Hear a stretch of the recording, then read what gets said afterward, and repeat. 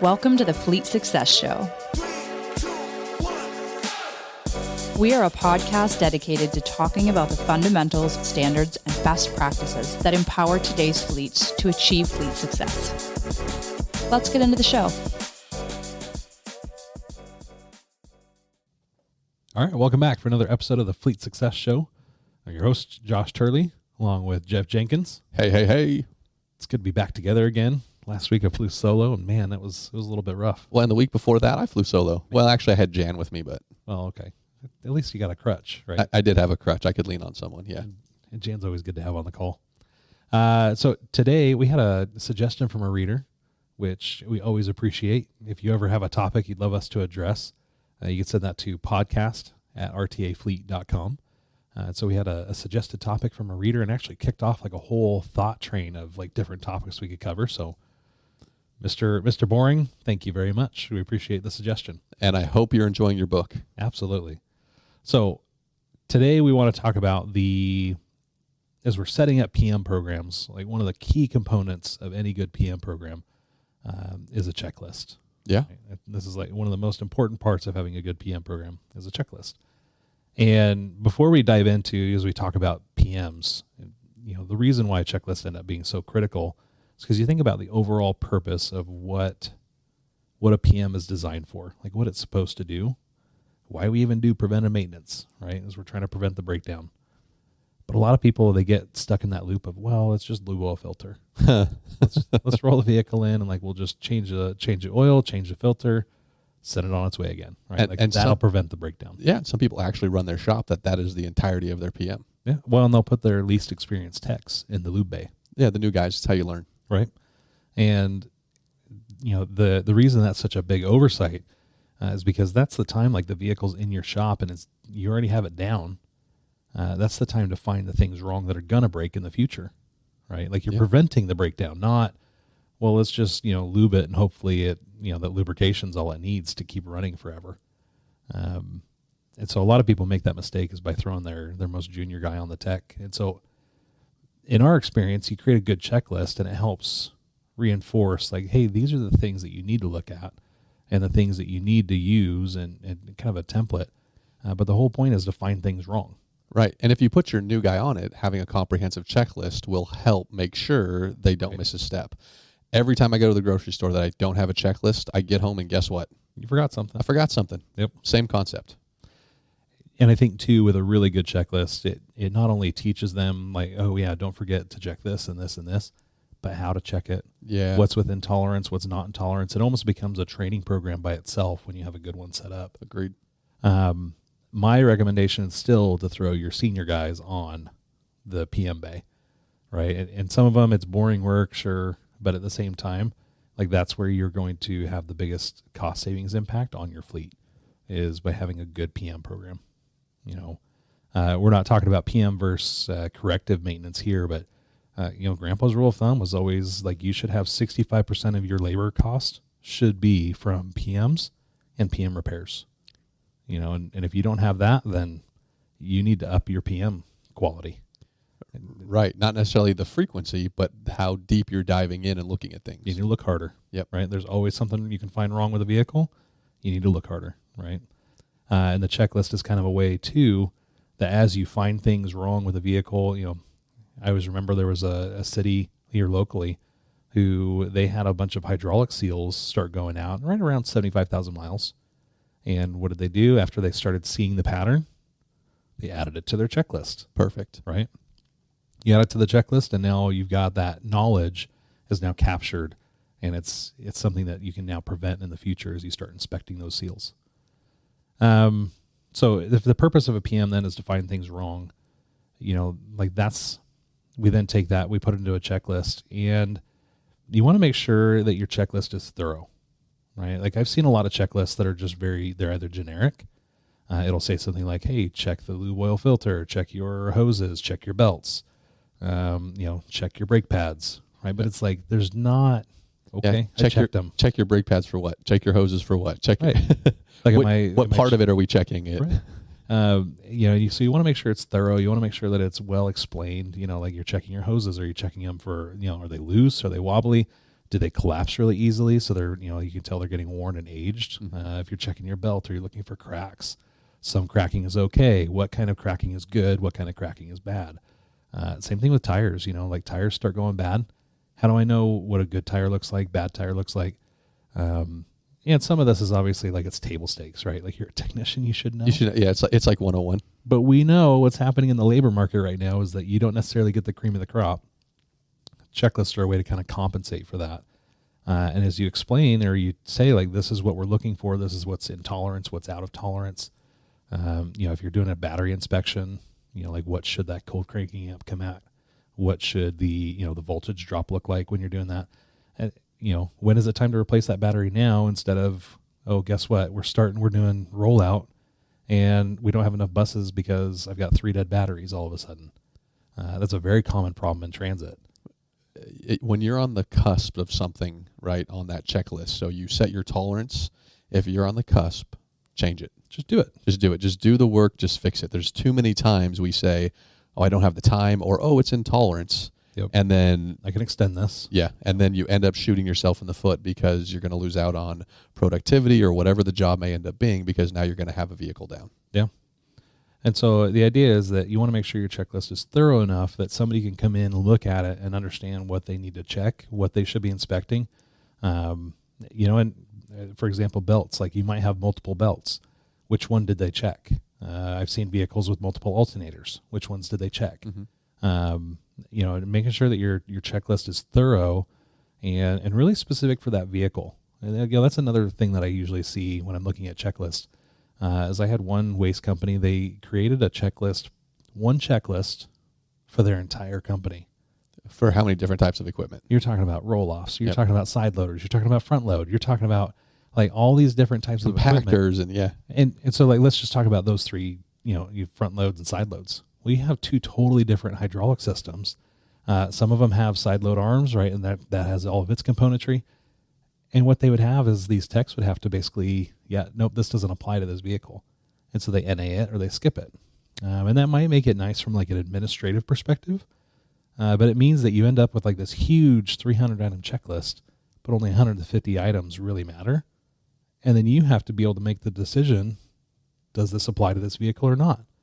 And so the tech has to make that judgment call. And then when you're editing or auditing the checklist, you have to make that judgment call. Did they get everything that was supposed to be on this vehicle? Did they miss anything? Most likely you're missing something because you're going through a cadence, right? Especially if you have 90% one type, 10% another type. So you're basically going off of memory a lot of times on the 90% versus the 10%. Yeah.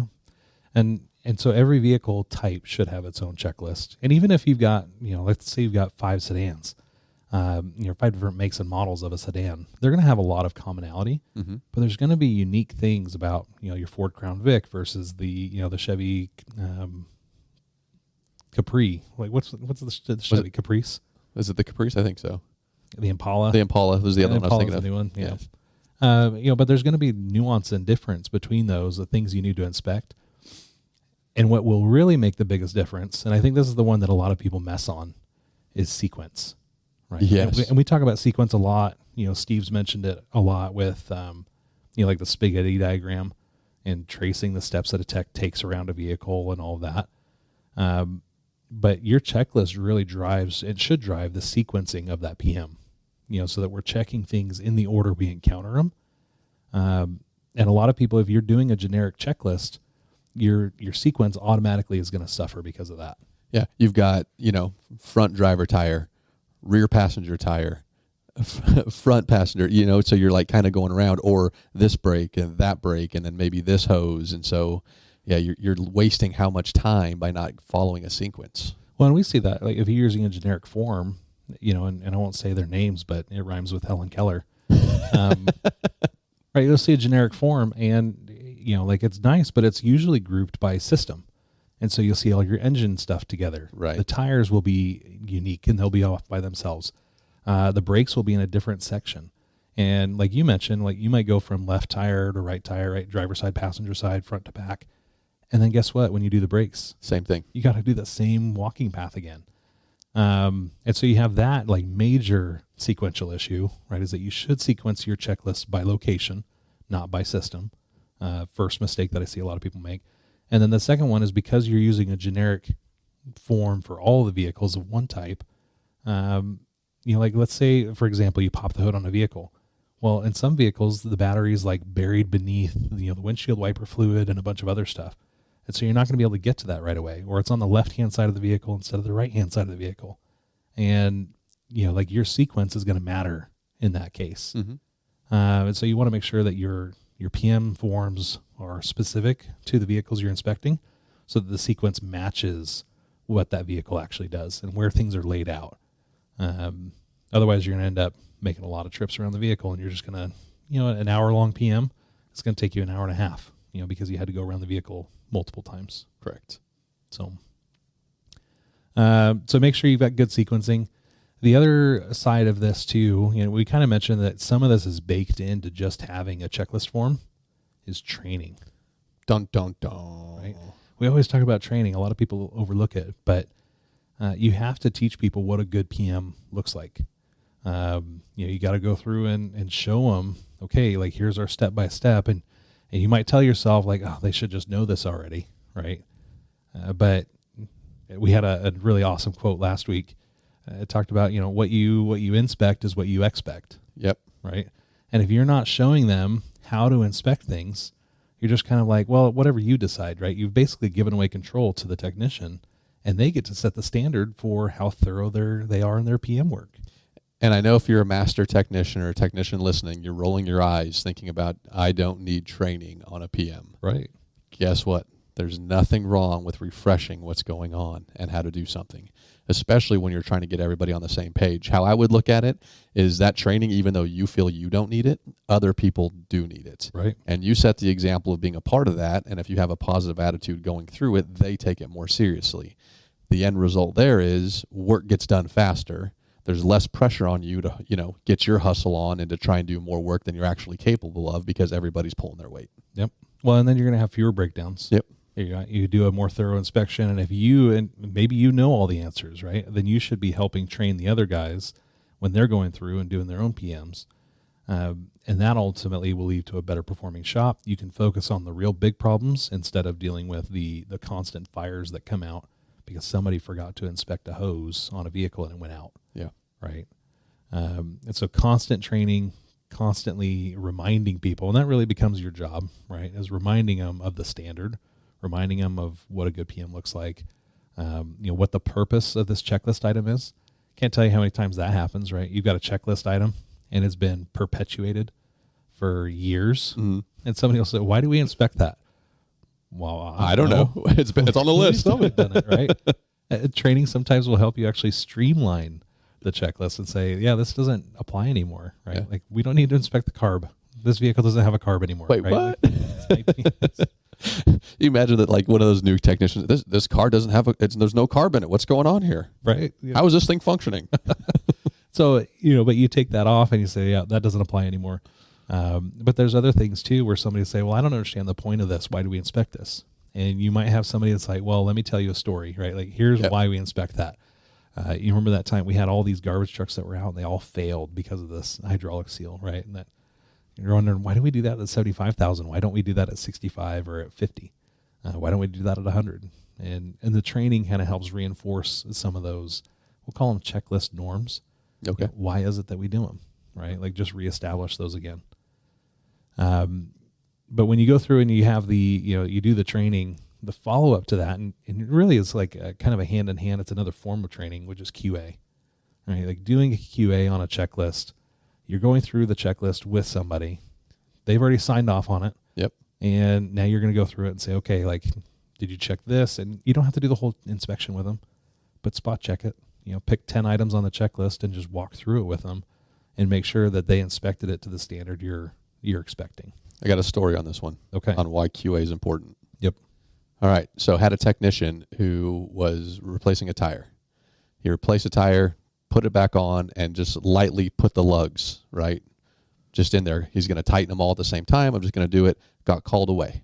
Whoops. Yep. Got called away. There was a phone call or there's something that happened. So he pulled away from that job and was gone for about 20 minutes. Comes back, forgot that he didn't tighten the lugs. There was no QA process. So what happened 5 miles down the road? How many tires came off? Just one. Okay. It was only one. Right. But the problem was it was a steer tire, and that's a big deal. Oh, yeah. That's It wasn't a trailer tire where you got duals. right. It was a steer tire, and it came off, and obviously that was a huge deal. And really, that driver should have felt that when he left the yard anyway. It's pulling a little bit. What's wrong, right? But yeah, that tire came off because there was no secondary check. You're putting a lot of faith in drivers. Boy, you want to get some stories. We could fill episodes with driver stories on. Right. I think as a technician, like we can always talk about the drivers, right? Yeah. But in this case, right, that happens. A technician gets, and that happens a lot, right? They get pulled off to another job and just distracted. Yep. And that QA process, and you don't QA every PM, so this could still happen. But if you teach them to QA their own PMs too, of like, all right, like here's a final checklist of things I need to do before I put this out on the road. And that probably should be any time that you pull a tire off, right? Like before you get in and drive it, I want to double check that tire again. Yes. Right. Because we've seen that happen where it's like, oh yeah, I did the work on that vehicle, but then I got distracted or something. Yeah, I didn't put the cap back in. I didn't tighten up the lugs. I mean, the hose wasn't reconnected. Right. But just doing a quick visual of like, okay, here's everything I did, review your checklist and make sure as you look at each item again, right? You don't have to do the inspection again, but you do need to kind of do another run through it just to make sure you got everything. Yep. Double check. Doesn't hurt. Especially when it comes to tires and retorquing lugs and things like that. Yeah. And so in Texas, I went to Grease Monkey when I got my truck serviced all the time. And you sit in the bay, they do the service real quick, and you can see it. The guy will go and do the work, and then they will actually together, him and one other person, go around and check. And there's a reason they do that. It's probably because they've had issues and they got sued and whatever else. It should be no different in your shop. Right. You should be operating at least better than a consumer grade shop, right? Because your customers, your drivers, they are your consumers in this case. Correct. And so even though you're not a fully retail shop, you should act like you're a retail shop in some cases. In some cases, I would say like you actually need to go above and beyond a retail shop. Like Steve will tell you all kinds of bad stories about Jiffy Lube, right? Like those guys don't care about the vehicles. Doing a PM checklist is one of the big differences between sending it to a Jiffy Lube or doing your own in-house. But there are cases where treating it more like a retail shop could end up helping you a lot, especially when you think about liability. Yes. And things of that nature. One of the other big things, and this is kind of a, not necessarily a plug for RTA, but it's, I know a lot of the tools out there have this. And so you do want to make sure that, just having a paper checklist is good.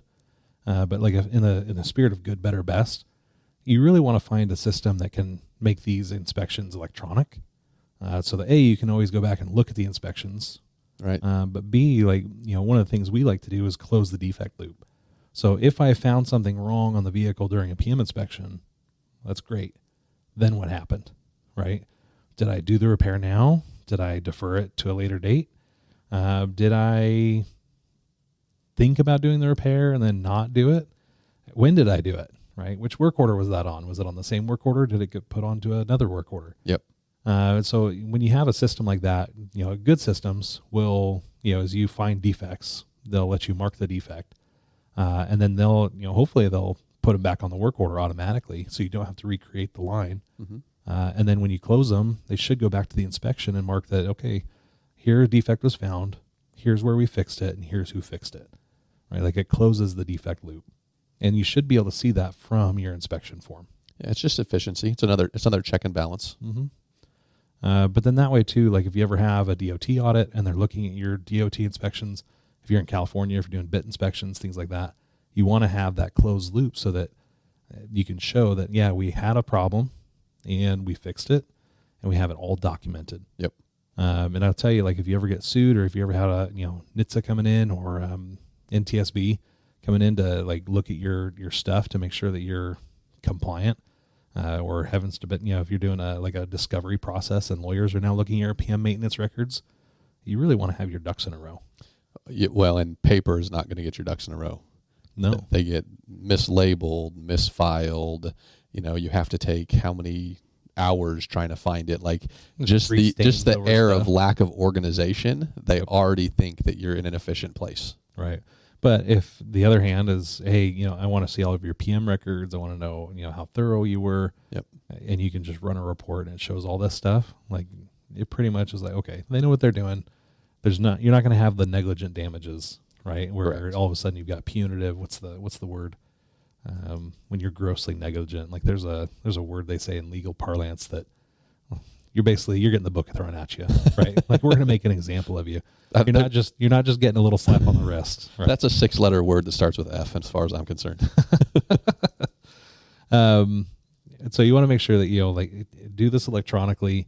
There's tons of things out there that can do this electronically. If you've got a good FMIS, they will have this in their system, and it will close that loop for you automatically. So you get some efficiency gains with it as well, as being able to track all the, like we mentioned, that 65 ratio, how much of your work is PM and PM repair versus, corrective maintenance or, like recall campaign kind of stuff. Yep. And the last thing that we like to do is make sure that you can track who inspected the item, right? So if you've got a paper form, they're initialing the item that they inspected. It's not just a simple check. Yep. If you've got an electronic system, it should be logging who did it, yep, what time they did it, like date, time stamp. Whoever was signed on to it, doing the job. When they checked it off, and then who ultimately signed off on the overall inspection, as being able to capture that. With a DVIR, like you have to sign off on the DVIR. Like there's got to be a signature capture as part of DOT compliance.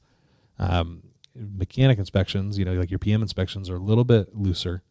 There is still some, like state DOT, some of the state DOTs will require you to have the tech sign off on them. Others just want to know who did it, like the name of the tech who did it. And so you do need to like kind of be aware of that too, your own state, local regulations. But be sure that you can go back, and if you ever have a problem, you can look and say, oh, well, Jim did this inspection and he did it on October 26th at 8 a.m. Here's all the things that they found wrong. Here's their notes, right? You want to be able to prove and have that audit trail, and be able to go back to Jim because now you've got their name and their initials on the inspection. Well, especially if something was missed. Yeah, that's another good reason why you want them to initial and sign off on it. You want to use it as coaching experiences as well. Right. And there's something too about, hey, your name's on this, right? There's like a sense of ownership, absolutely, and credibility. Like, oh, my credibility's on the line. I want to make sure I'm doing a good job.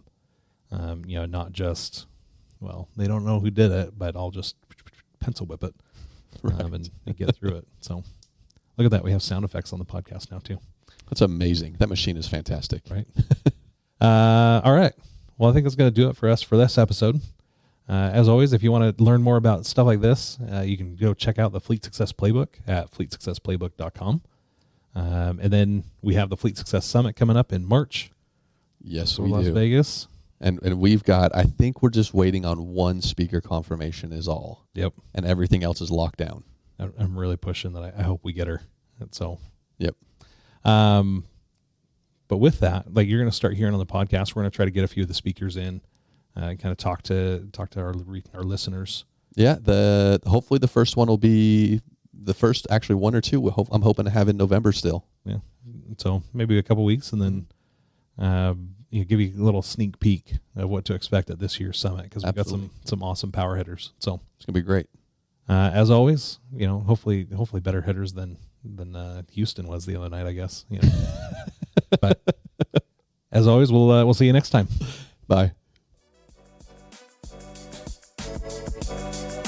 Thanks for joining us on this episode of the Fleet Success Show. If you like the show, we'd appreciate your 5-star review. Be sure to subscribe anywhere you listen to podcasts and come hang out with us on social media at Fleet Success. See you next time.